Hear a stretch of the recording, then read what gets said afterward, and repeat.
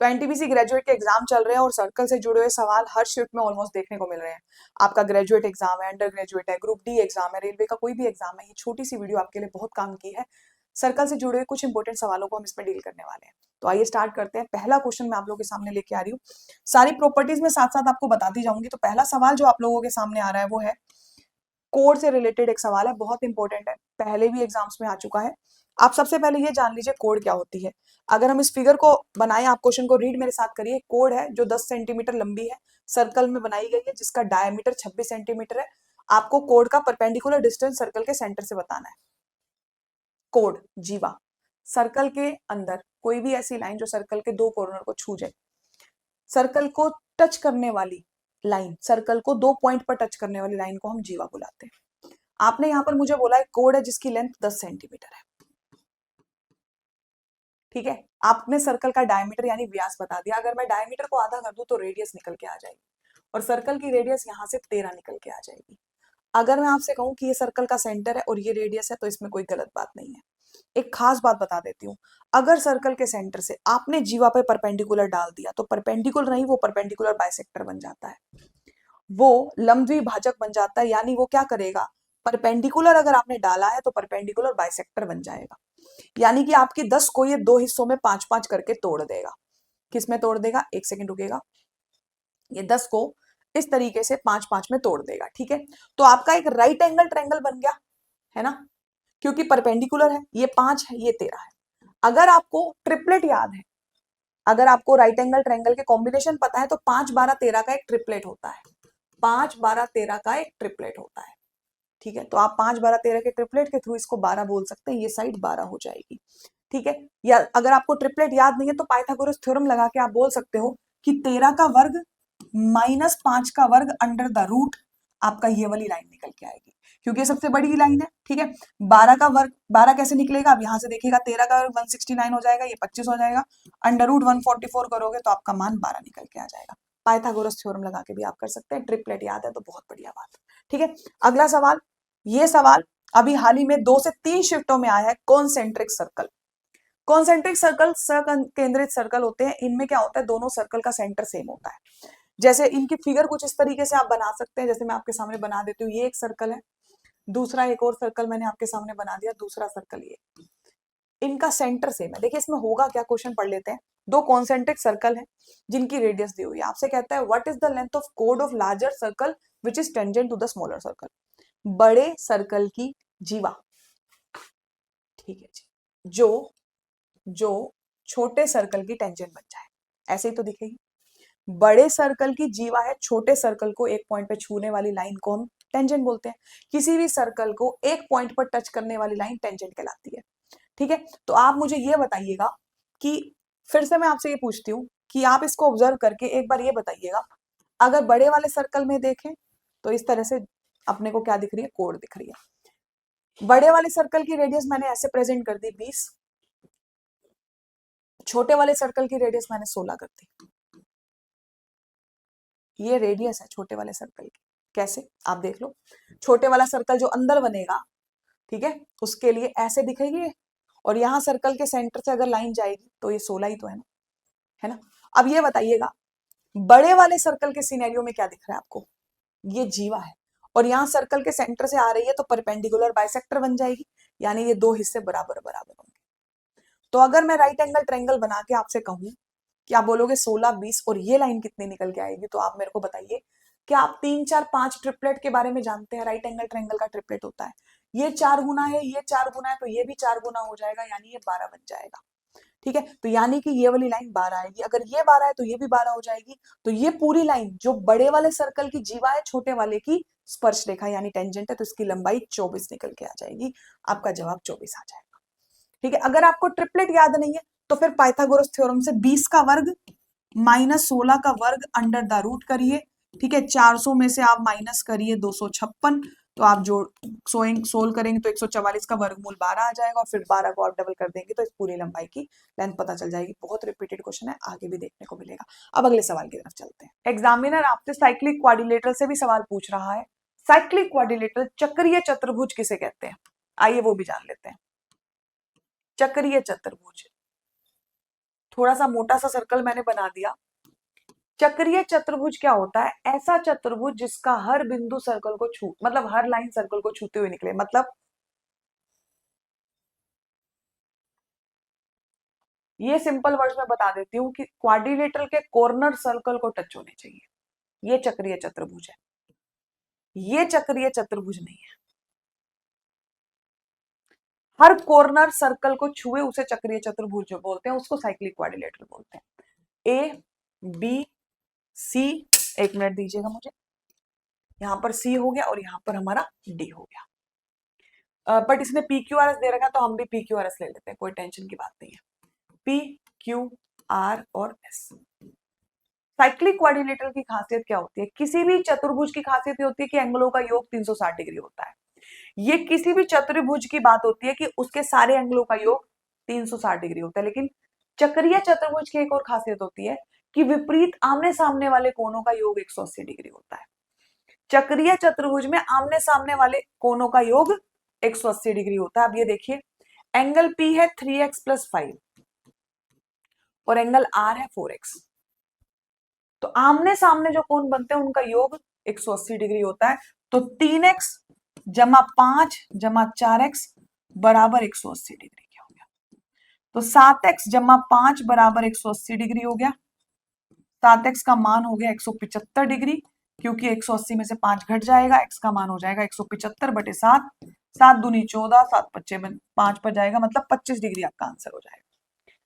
7 दूनी 14 हो जाएगा, 7 पंचू 35 हो जाएगा, तो 25 डिग्री आपका सही जवाब निकल आएगा। आइए अगले सवाल की तरफ मूव कर जाते हैं। This is done.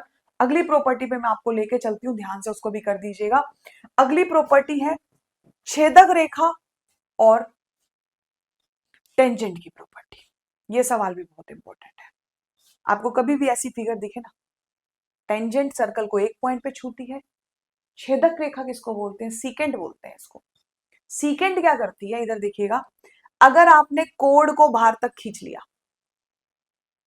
जीवा को बाहर तक खींच लिया, या कहूं तो बाहर से एक ऐसी लाइन जो फिर अंदर जाके कोड बन गई, बाहर से आई और सर्कल को 2 पॉइंट पर छू रही है, उसको हम सीकेंट बोलते हैं। अगर ऐसी फिगर आपको दिखे तो आप हमेशा ध्यान रखना, इस पॉइंट को मत छोड़ना, इस पॉइंट को मत छोड़ना। पी से लेकर ए तक, पी से लेकर बी तक, पी से ए पी से B is equals to PT का वर्ग, टेंजेंट वाली लाइन का वर्ग। ठीक है, ये प्रॉपर्टी आपको ध्यान रखनी है। अब आपसे क्या कहता है, पीटी जो है वो 12 है, पी भी पूरा का पूरा 24 है, ये पी भी पूरा 24 है। अपने से ए बी पूछ रहा है, ए बी यानी इतना पूछ रहा है। एक काम करिए, आप पहले पी ए निकाल लीजिए। मान लीजिए पी एक्स है और पूरा तो अपने को पता ही है कि पी से लेकर बी तक 24 है। मैंने पी को ए तक मान लिया क्योंकि मुझे वो जरूरत पड़ेगी ना, उसका मान निकल सकता है। पी से लेकर ए तक एक्स हो गया, पी से बी पूरा 24 है, और पीटी का वर्ग 12 गुना 12 हो गया। तो ये जब मैंने काटम पीटी करी तो ये मान निकल आया 6, एक्स का मान 6 निकल आया, पी से लेकर ए तक 6 निकल आया। बट इसने पी ए नहीं पूछा, इसने पूछा क्या है, ए बी पूछा है। तो 24 में से आप 6 को घटा दीजिए,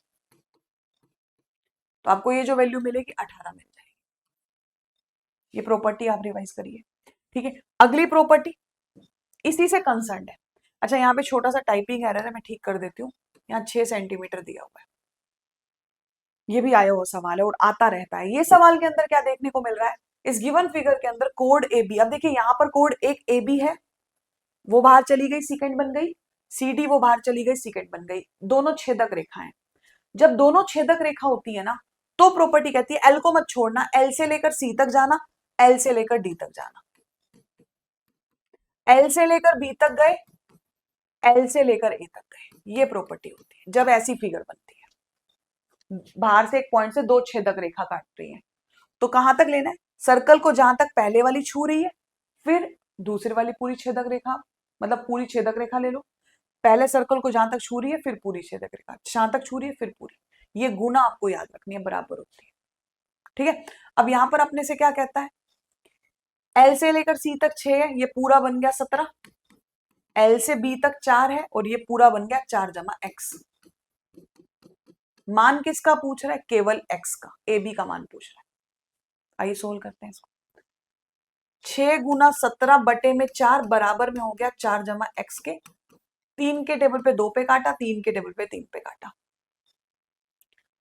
2 के टेबल पे काटेंगे, सॉरी 2 के टेबल पे काटना था ना, अब सही काटा है। 51/2 25.5 बन गया, उसमें से 4 घट जाएगा तो आपका आंसर आ जाएगा 21.5। ठीक है, 25.5 में से 4 माइनस कर दिया तो 21.5 इज द करेक्ट आंसर। एक बार रिवीजन जरूर ले लीजिएगा। आइए अगले पे चलते हैं। ठीक है, अगली प्रॉपर्टी आपके सामने लेके आती हूँ, सेक्टर। सेक्टर और आर्क की लेंथ। पहले तो शब्द समझ लीजिए, इस पे भी सवाल खूब देखने को मिलता है। एक सर्कल में अगर आप हल्की सी चाप ले लें तो ये बन जाती है चाप की लंबाई। एक चाप ले लिया आपने, पूरी परिधि का एक हिस्सा, इसको बोलते हैं चाप।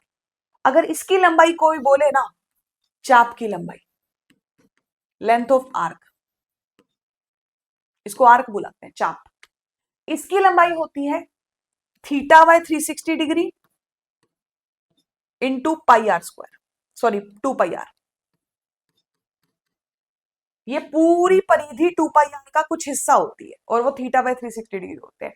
लेकिन अगर हम इसी से बने हुए सर्कल के सेंटर तक एरिया को कवर कर ले हम लोग, तो हम इसे सेक्टर बुलाते हैं।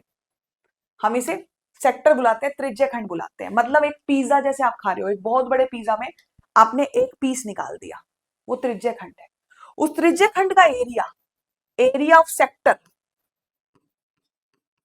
निकालना हो ना, तो यही फॉर्मूले में बस पाई की जगह, मतलब 2πr की जगह, परिधि की जगह एरिया आ जाता है सर्कल का, πr²। ये दो फॉर्मूले आपको पता होने चाहिए। अगर आपको चाप की लेंथ निकालनी है तो ये पूरी परिधि का हिस्सा θ/360 कि कितना एंगल इसने सर्कल के सेंटर पे बनाया है। और एरिया के केस में ये एरिया की बात आ जाए तो ये फॉर्मूला। एक कनेक्शन होता है किसके बीच में, इन दोनों के बीच में।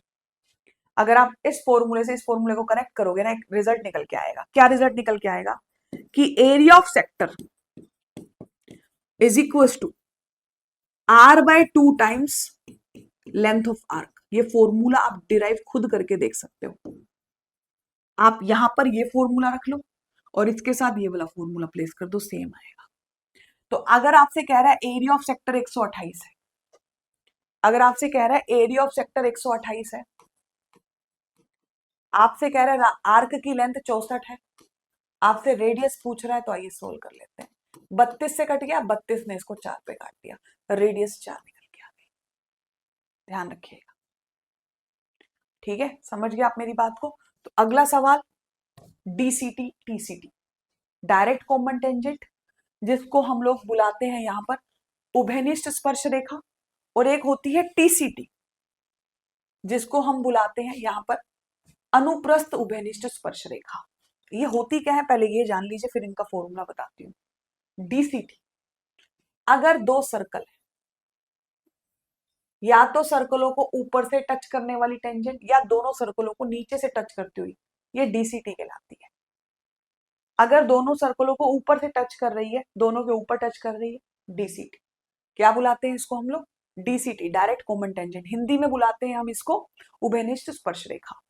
अगर इसकी लंबाई कभी भी पूछी जाए, फॉर्मूला क्या होता है, distance between centre minus circle की रेडियस के डिफरेंस का वर्ग। ये फॉर्मूला है, याद रखना। डिस्टेंस लिख देती हूं पूरा, बिटवीन देयर सेंटर्स, ये होता है डीसीटी की लंबाई। अगर आप इसको सोल्व करना चाहें तो दोनों सर्कल के सेंटर के बीच की दूरी क्या दी हुई है, 30 दी हुई है, 30 का वर्ग, और दोनों की रेडियस का अंतर क्या होगा, 16 में से 10 गया, 6 का वर्ग। या तो पूरा सोल्व कर लो, 900 में से 36 घटा लो, या एक काम करो, a² - b² आसान पड़ेगा। आप ऐसे सोल्व करो, a² - b² क्या बनेगा, a - b into a + b। ऐसे सोल्व करो तो आपको क्या दिखेगा, 30 में से 6 गया, 24 हो जाएगा, 30 + 6 36 हो जाएगा, 36 का वर्गमूल 6 हो जाएगा, और यहां से 2 निकल आएगा, 12√6 बन जाएगा। बताऊं कैसे सोल्व किया, इधर देखें।